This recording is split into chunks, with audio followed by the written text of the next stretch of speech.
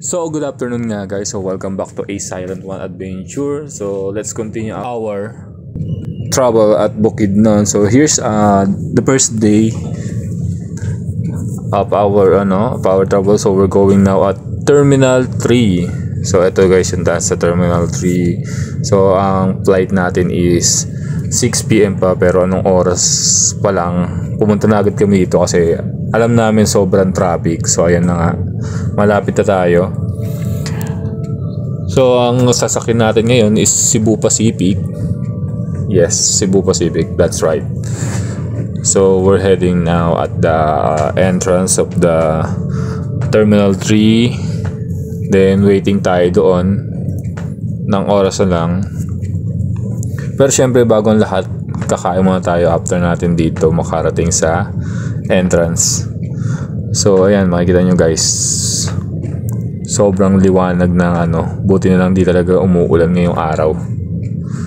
So ito nga pala yung video natin, hindi ko siya kinakat masyado kasi syempre gusto ko rin ma-experience yung kung ano experience ko, kung ano yung sayang nadadarama natin syempre guys. Yan, so dito tayo ngayon sa loob ng terminal. So rekta na tayo agad sa sa checking ng baggage. So after that, waiting lang tayo dun sa may mismo screen kung anong oras ang flight natin, ang arrive natin. So ayan, dito na kami nagpalipas ng oras hanggang mag alas 6. Then maya nga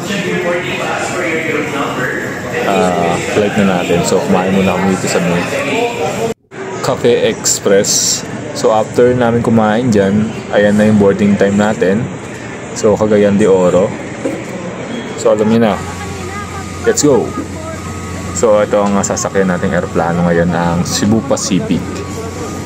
So ayan, mahaba pa yung pila. Sumakay muna tayo ng bus bago tayo makarating dito. Best experience talaga lahat. Maraming perks syempre. At mas kami nito is November 9 ng gabi. November 9 ng gabi. So I spent my birthday at Cagayan de Oro for the first time. Yes, first time ko mag-celebrate ng birthday sa probinsya. Sana masundan. So ito, waiting tayo dito ngayon kasi yun nga, maraming pasahero din nakasabay natin, nag-aayos pa ng mga gamit sa loob. Then punta natin yung seat number natin.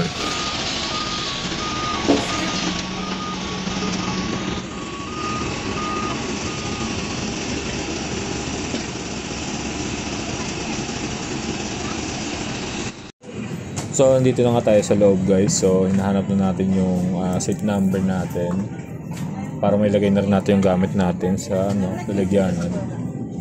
So isang bag lang naman yung dala ko.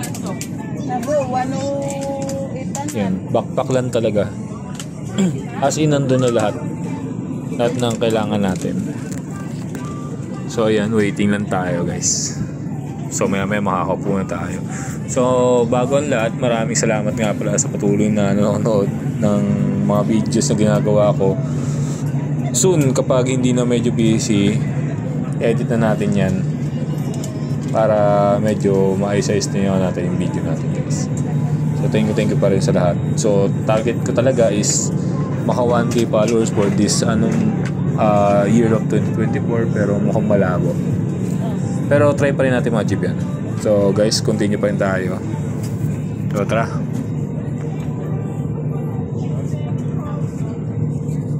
May we request all guests to stow your hand luggage properly under the seat or in the storage bins above you. If you are seated next to an emergency exit, read carefully the passenger briefing card located by your seat.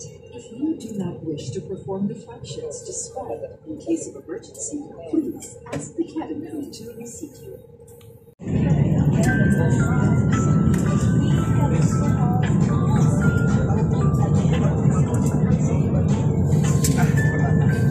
Crew arm doors for departure cross-check. Civil aviation regulations. Please stop using your gadget if the battery becomes excessively warm. This refers to all gadgets powered by lithium battery. So yan ang kaganapan sa loob ng aeroplano guys bago lumipad or umalis ang aeroplano. So din double check ng mga flight attendant yung seatbelt natin, then yung mga bagahe natin sa taas para maging safe din tayo. Syempre para sa atin din yun. So ayun na guys, after 10 to 20 minutes alis na rin tayo dito sa Manila. Then right na tayo ng Cagayan de Oro sa may Laguindingan Airport. So see you guys sa next video. Yes, wait nyo kami at papakita ko sa inyo ang ganda ng Cagayan de Oro, Bukidnon. Sige guys, thank you, bye, see you sa next vlog.